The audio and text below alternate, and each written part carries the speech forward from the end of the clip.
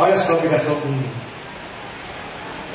Esses trechos todos aí foram tirados do catolicismo,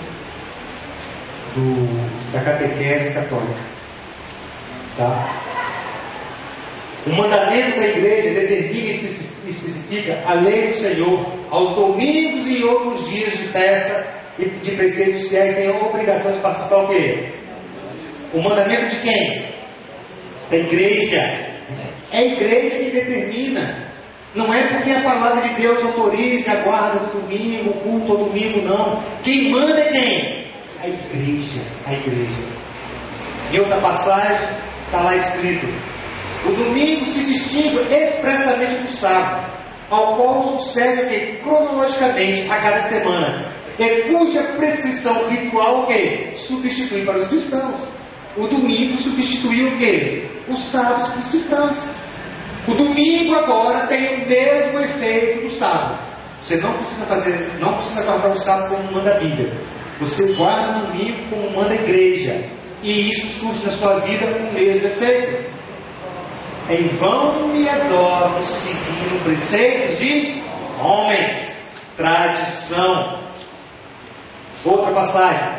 Reunimos-nos todos no dia do sol. Está lá no catecismo católico.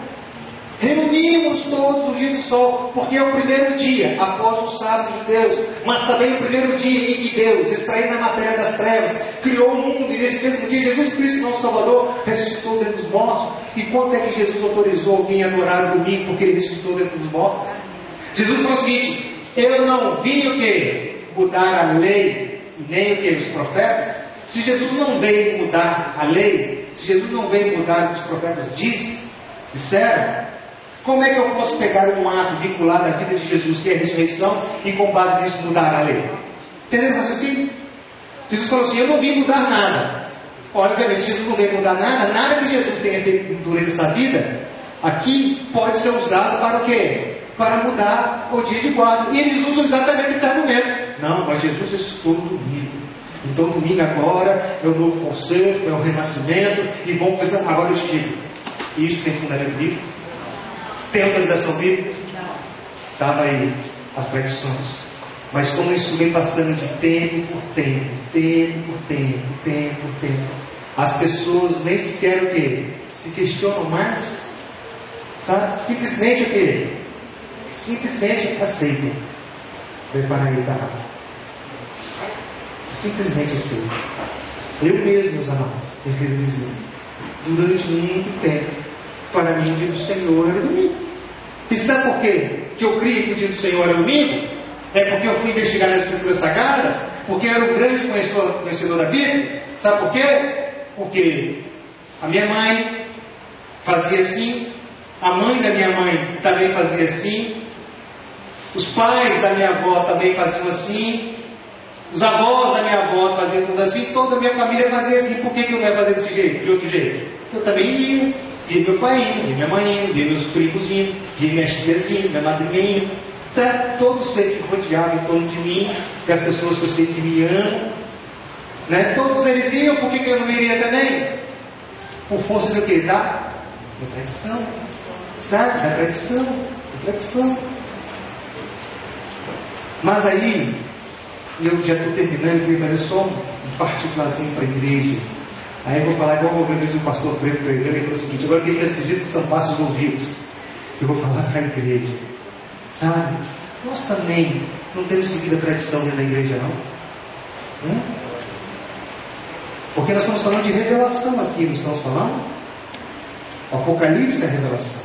Nós também temos uma revelação para esses últimos dias, que nos determina a maneira correta de vestir, a maneira correta de alimentação, mas em razão da tradição, o meu pai come, o meu avô come, minha avó come, todo mundo come, por isso eu também o quê? Como.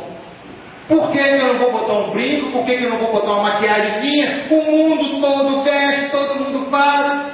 E aí vão seguindo aqui atrás? Por que você tem que se vestir como mundo? Por causa da tradição. Sabe, meus amados? Vamos dando margem para que a tradição que domine as nossas vidas, meus amados. E nós temos que ficar muito atentos com isso, igreja. Sabe? Desde que Deus reavivou a sua igreja aqui na terra, remanescente, com o movimento milerita de 1844. Desde aquela época, já se passaram mais de 156 anos. Tempo suficiente para que algumas tradições também fossem o quê? Inseridas.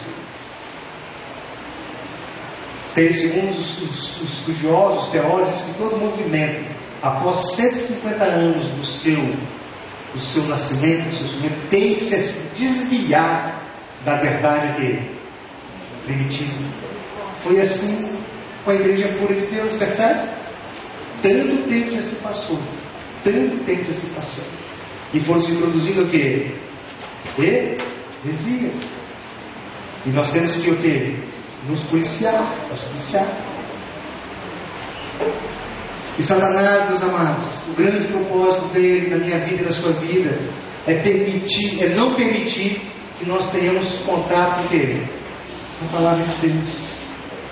Porque é aqui na palavra de Deus, meus amados, minha querida visita, é que está a verdade que liberta. A verdade que fez aquela igreja representada por aquele cavalo branco ser grande o quê? Grande e vitoriosa. Ser grande e vitoriosa. Porque o poder de Deus estava presente com a sua verdade. Curava-se, libertava-se. Pecadores abandonavam o pecado, tornavam-se pessoas o quê? Santas.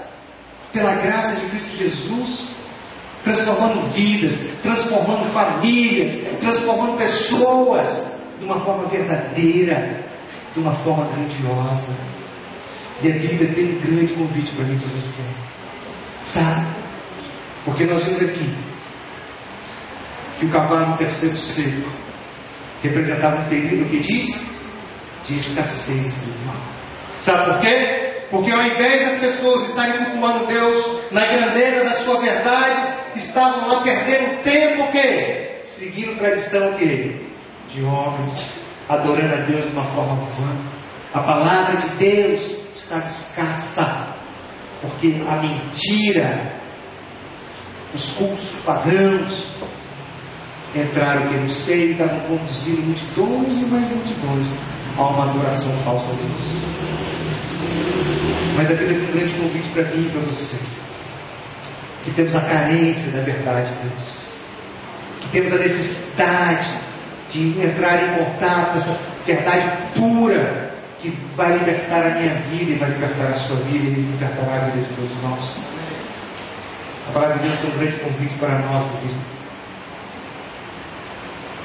esse convite está escrito lá no livro do profeta Isaías: ó vós, todos que têm sede, vinde às águas.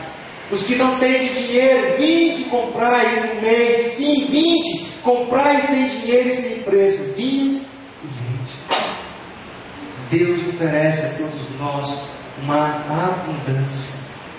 Você, meu querido, hoje não precisa ficar adorando a Deus na escassez da palavra, não. Sabe por quê? Porque a verdade de Deus foi escancarada para nós. Amém. Nós estamos vendo os tempos do fim dessa terra. Nós estamos vendo o tempo do fim. E a palavra de Deus hoje está aberta. O conhecimento da verdade de Deus foi o quê? Reerguido para que todos aqueles que ficaram nesse período de abstinência da verdade, muitas vezes frequentando com ignorância, sim. Quantos estão ainda em ignorância, sim, meus queridos? Prestando um culto vão a Deus, que só é aceito por Deus por causa da sua misericórdia e do seu amor, porque Deus não leva em tempos de ignorância. Mas nós não precisamos ficar adorando a Deus de uma forma vã. Se eu já não sou mais ignorante, o que me impede agora então de adorar a Deus o quê? Em espírito e em verdade, de buscar essa verdade, porque se nós somos realmente filhos de Deus, se nós somos realmente servos de Deus, nós temos o quê? Carência da palavra de Deus.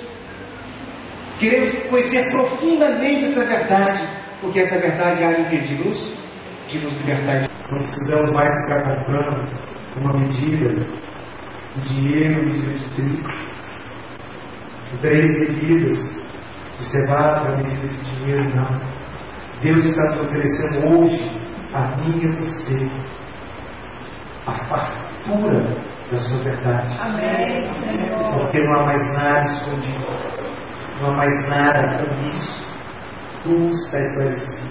A verdade de Deus, que durante algum tempo, como revela os livros de Daniel e de Apocalipse, que foi lançada em terra, foi acobertada por causa das tradições, desses costumes que entraram para dentro da igreja. Hoje ela foi o quê? Aflorada, foi resgatada. Porque a verdade é assim, né, irmãos?